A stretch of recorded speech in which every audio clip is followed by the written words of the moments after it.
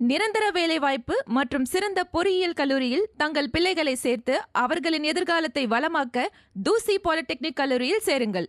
10ஆம் வகுப்பு தேர்வு முடிவுகள் வெளியாகி இருக்கிறது. குறிப்பாக வந்து பார்த்தீங்கன்னா இந்த 10ஆம் வகுப்பில் வரக்கூடிய நம்பர்ஸ் வந்து 12th வந்து அப்படியே கிராஜுவலாக குறையுது. அந்த ட்ராப் அவுட்ஸுக்கு குறைக்கிறதுக்கான வேலைகள் எதுவும் நம்ம பண்ண ட்ராப் அவுட்ஸ் இல்லை. இப்போ நிறைய ஸ்ட்ரீம்ஸ் இருக்குது. உங்களுக்கு வந்து ஐடிஐ கான்செப்ட் இருக்குது, பாலிடெக்னிக் கான்செப்ட்ஸ் இருக்குது. ஸோ அது சார்ந்திருக்கின்ற பிள்ளைங்க எங்களை பொறுத்த வரைக்கும் எஜுகேஷன் சிஸ்டத்தை விட்டு வெளியில் போகாமல் எங்களை பிள்ளைங்களை நாங்கள் எப்படி நாங்கள் கொண்டு போகிறோங்கிறத பார்க்குறோம்.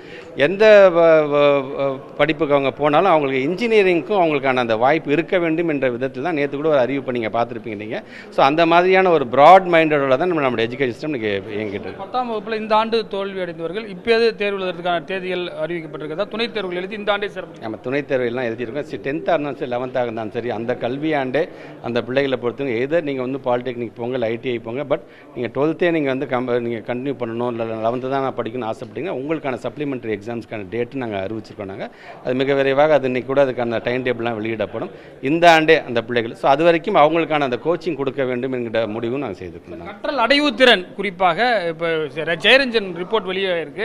அதில் நிறைய ரெக்கமெண்டேஷன்ஸ் கொடுத்துருக்காங்க. எப்போ நம்ம இம்ப்ளிமெண்ட் பண்ண போகிறோம்? சில அடைவுகள் நல்லா இல்லம் தேடி கல்வி எண்ணும் எழுத்தும் திட்டம்லாம் சக்ஸஸாக வந்திருக்கு. பட் இதை வந்து சில சென்னை போன்ற பள்ளிகள் பின்னடைவாக இருக்குது. அதுக்கு என்ன நம்ம பிளான் வச்சு ஒன்றே சொல்கிறேன். இப்போ ஜெயரஞ்சன் சாருடைய ஸ்டேட் டெவலப்மெண்ட் பிளானிங் கமிஷனோட ரிப்போர்ட் வரத்துக்கு முன்னாடியே நம்மளுடைய டிமாண்ட்ஸில் நான் சொன்ன ஒரு திட்டம் தான் திறன் அப்படிங்கிற திட்டம். அது வந்து ஒன்றும் இல்லை, ஒரு ஸ்லோ லேர்னர்ஸ்க்காகவும் சரி, அதே மாதிரி ஃபோக்கஸ்டாக பிள்ளைங்களுக்கு வந்து லாங்குவேஜில் ஆங்கிலமாக இருந்தாலும் தமிழாக இருந்தாலும் மேத்தமெட்டிக்ஸ் அறிவியல் சார்ந்து அந்த பிள்ளைங்களுக்கு வந்து இன்னும் எப்படி ஃபோக்கஸ்டாக போகணும். ஸ்கில் டெவலப்மெண்ட் சொல்கிறோம் பார்த்தீங்களா, நம்ம வந்து காலேஜ் போகும்போது ஸ்கில் நான் முதல்ல கொண்டு போகிறோம்.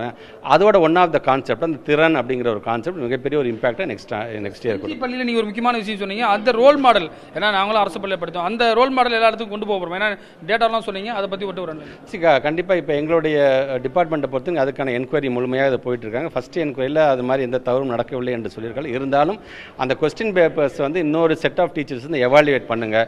ஒரே மாதிரி இப்போ இவங்க எழுதின அதே பார்ட் 4ல் ஏ செக்ஷன், நீங்களும் பார்ட் 4 ஏ செக்ஷன் தான் எழுதிருக்கீங்க, இல்லைங்க அவங்க ஏ எழுதியிருக்காங்க நீங்கள் பி தாங்க எழுதிருக்கீங்க, அந்த மாதிரி இருக்கா எல்லாத்தையும் இப்போ வந்து நாங்கள் பார்க்க சொல்லியிருக்கோம். பார்த்ததுக்கு அப்புறமேட்டு உள்ளபடியே அந்த மாடல் நல்லா இருந்துச்சுன்னா அந்த டீச்சர்ஸ் யாரோ அவங்க கண்டிப்பாக அந்த டீச்சர்ஸ் கௌரவிக்கப்படுவார்கள்.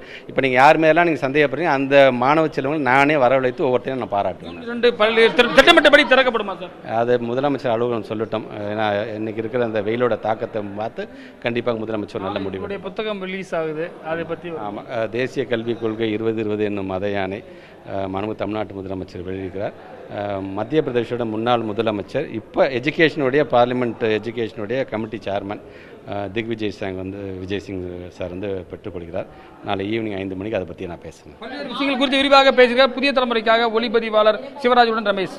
நிரந்தர வேலைவாய்ப்பு மற்றும் சிறந்த பொறியியல் கல்லூரியில் தங்கள் பிள்ளைகளை சேர்த்து அவர்களின் எதிர்காலத்தை வளமாக்க தூசி பாலிடெக்னிக் கல்லூரியில் சேருங்கள்.